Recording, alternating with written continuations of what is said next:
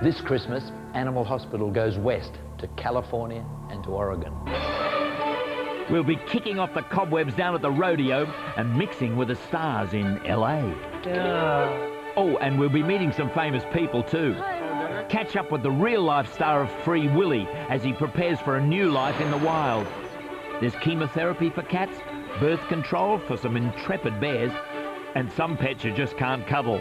So join me for a very special Christmas edition of Animal Hospital. Rolf Goes West, today 10 to 5, BBC1. Aliens? Victor's been acting in a very odd way. You've never looked lovelier.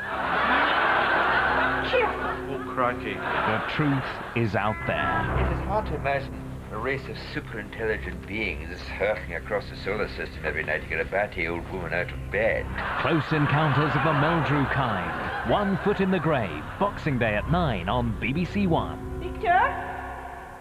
It's a very happy Christmas for the Spice Girls, a Christmas #1, and they're hosting the Christmas Top of the Pops, the hottest sounds, in 5 minutes. With the time at 1 o'clock, the news now on BBC1 with Martyn Lewis.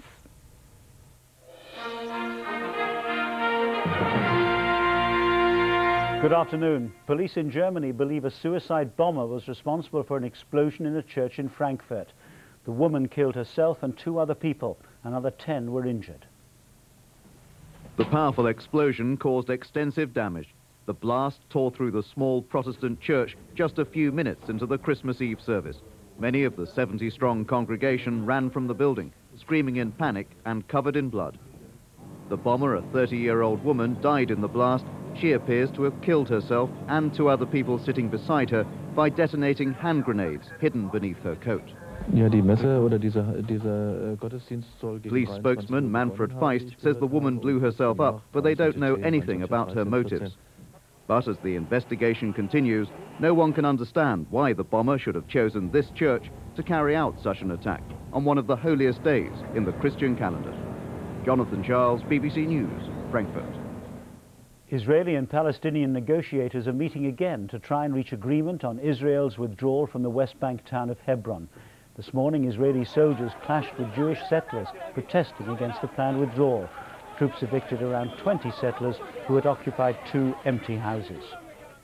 The Queen, in her Christmas message, speaks of the shocking bereavement that has befallen some families this year and of the need to look forward with courage and optimism. The royal family are celebrating Christmas at Sandringham, where they attended morning service. The Queen's message was broadcast on radio this morning and can be seen on BBC television later this afternoon. At the end of a year which resolved some of the royal family's domestic turmoil with 2 divorces, the Queen appears to be looking to the future. As she and her family arrived for church, they formed a tight-knit group with neither of her former daughters-in-law present. In her Christmas message, already broadcast on radio, the Queen makes no reference to the Duke of Edinburgh's controversial remarks last week about gun control, but the horror of what happened in Dunblane was clearly on her mind. At such times, it is tempting for all of us, especially those who suffer, to look back and say, if only. But to look back in that way is to look down a blind alley. Better look forward and say, if only. She speaks, too, of the importance of accepting the facts of the past without bitterness and of seeing new opportunities as more important than old disputes, words which carry resonance for her own family as well as for her broader audience. Jenny Bond, BBC News. In his traditional blessing in St. Peter's Square, the Pope wished the world happy Christmas in 55 languages. He said the spirit of the Nativity was being marred by tensions in the Holy Land and international indifference to the tragedy in Central Africa. The Archbishop of Canterbury, Dr. George Carey, has denounced what he called the scandal of the homeless in his Christmas Day sermon at Canterbury Cathedral. He also said he detected an increasing desire in people for a more spiritual life. The first white Christmas in London since 1970 has cost the bookmakers £100,000. Just a light dusting of snow early this morning bought one punter £9,000. Enjoy the turkey. More news at 20 to 5.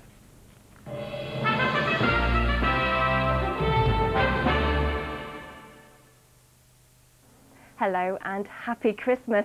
Well, one consolation for me getting up at some unearthly hour this morning was that I did see some snow falling in London. Snow, in fact, in many other areas as well, making it an official white Christmas. And it's the first time we've seen snow falling in London on Christmas Day for 20 years. Now, still for this afternoon, well, you can't rule out the odd flurry of snow, but for most of us, it's going to be a dry and bright Christmas afternoon, but still on the cold side. Temperatures staying below freezing in the north, around 5 in the south, which is 41 Fahrenheit, and not quite as cold as it has been recently with less wind.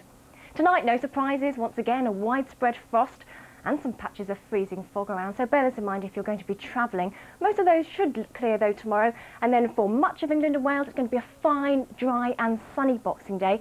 Changes in the northwest though, with rain, sleet or snow gradually pushing their way in, so do keep an eye on the forecast as we could see some quite tricky driving conditions late on tomorrow. That's it for me. Have a great Christmas. Goodbye.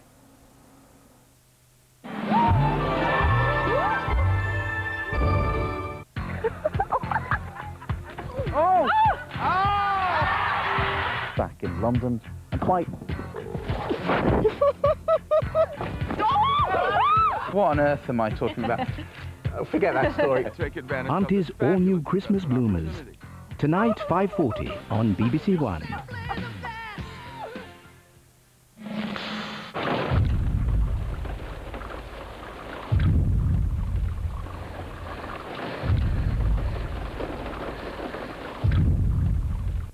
It's wrong to make comparisons, but she certainly creates a monster fear about the parish. Hyacinth is on the hunt for a new kitchen at 2:10. Before that on BBC1, a roaring success any time of the year, Top of the Pops. I'll tell you what I want, what I really, really want. No, tell me what you want, what you really, really want. On Christmas, Top of the Pops. Nah.